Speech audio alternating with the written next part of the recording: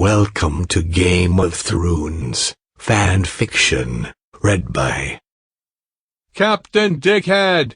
On this episode we will introduce to you a reading rehearsal of 50 Shades of Greyjoy, a touching tale about the most gay couple in whole Westeros, St. Loras Tyrell and Ranley Baratheon. Enjoy. Oh my! We're spending the night here. I've already let my father know not to expect us back. You don't have to worry about Lord Bolton. Oh! The arrogance of his assumption doesn't annoy me. Instead it serves as proof of his thoughtfulness though. I worry about leaving the dog cage and taking a stronghold from the Ironborn through treachery. I push the thought away, eager to indulge in a bit of Mr. Bolton Jr. Thank you.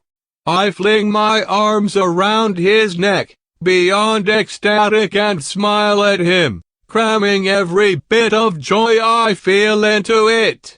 Moat Caelan, this stronghold that I could hardly bear to enter into an hour ago has now become the perfect place for our reunion. His answering grin is scorching, completely in tune with the hunger in his eyes and his impatient erection. Again I catch my breath, thrilled to my core when his low tone washes over me. You're a rare beauty, Reek. I cannot wait to be inside you. I've clung to the memory of what you feel like around me. He runs the back of his hand down my cheek, then lovingly traces the line of my jaw with a knuckle.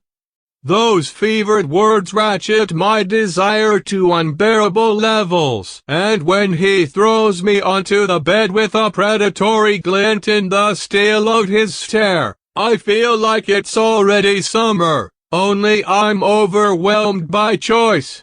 Not sure what toy I want to play with first, greedy to get my hands on as much as possible of his flesh. Between my legs where he stops to rid me of my sodden armor, he slings it away carelessly, his ogling eyes never leaving the naked place they covered. He continues to stare, licking his lips, obviously beyond aroused by the sight, but there's nothing to hide, because he cut my dick off, but that's of marginal importance.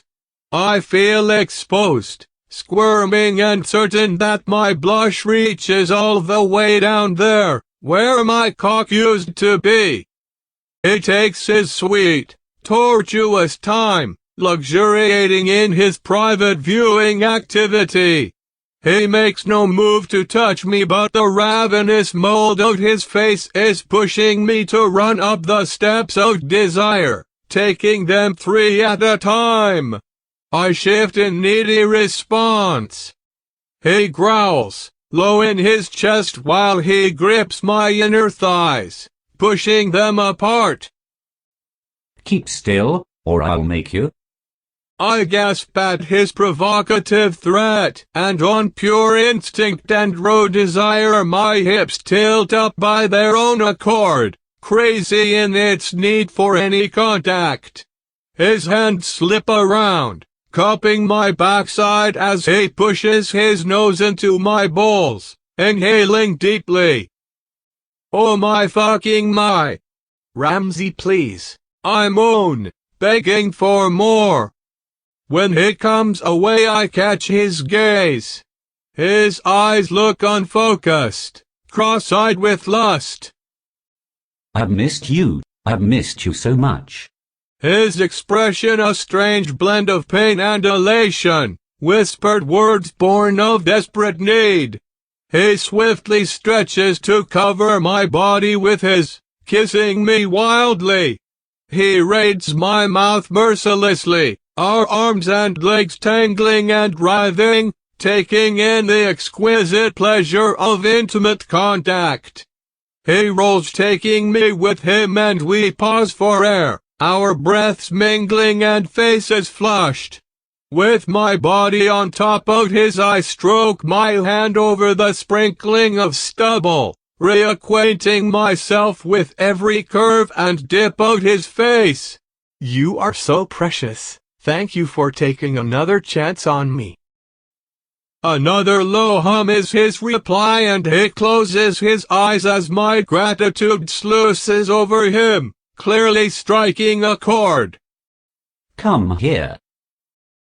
It's a carnal command, but I don't understand, and I raise an unsure brow.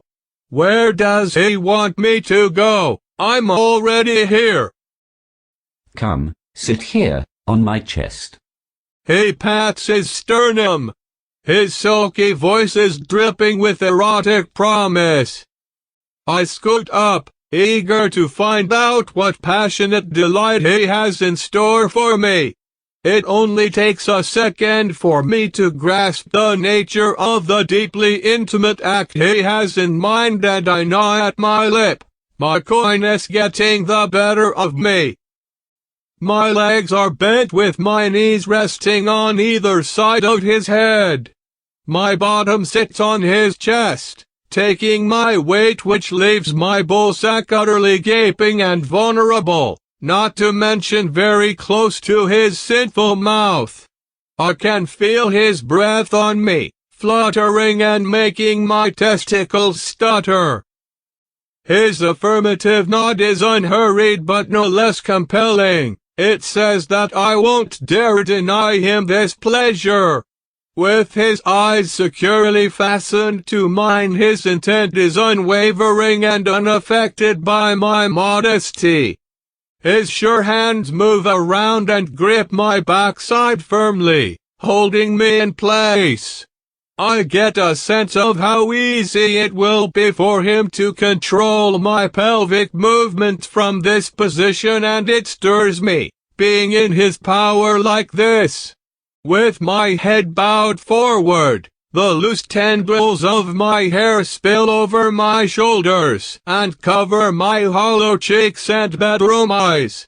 Only the hard tip of my nose is peeking from between the strands. His eyes linger on it for a moment before he presses me onto his mouth. Ah? I moan, falling forward from the exquisite relief of his touch. I brace myself on rigid arms, my hands flat on the bed just above his head. He takes full advantage of my chest so close to his face, clamping a hot mouth over the nipples and sucking hard. I shudder and mewl in ecstasy. When I try to right myself to sit up again, he bites down before letting me go. This delight sends my back arching and pelvis thrusting forward, playing straight into his waiting tongue's hand. Avaricious velvet licks at me with long wet strokes, and I lose all reason, focusing fiercely on that one tiny spot of overriding pleasure. His tongue slips inside me and my body tenses at the unexpected intrusion before avidly relaxing into it, slicking in response.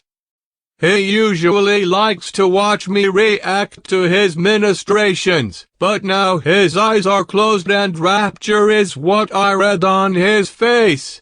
It's such a turn-on. I can barely watch through my heavy lids for fear of spontaneous combustion. The shallow penetration of his smooth tongue is doubly erotic, because I can watch his face contorted with pleasure while he's devouring me.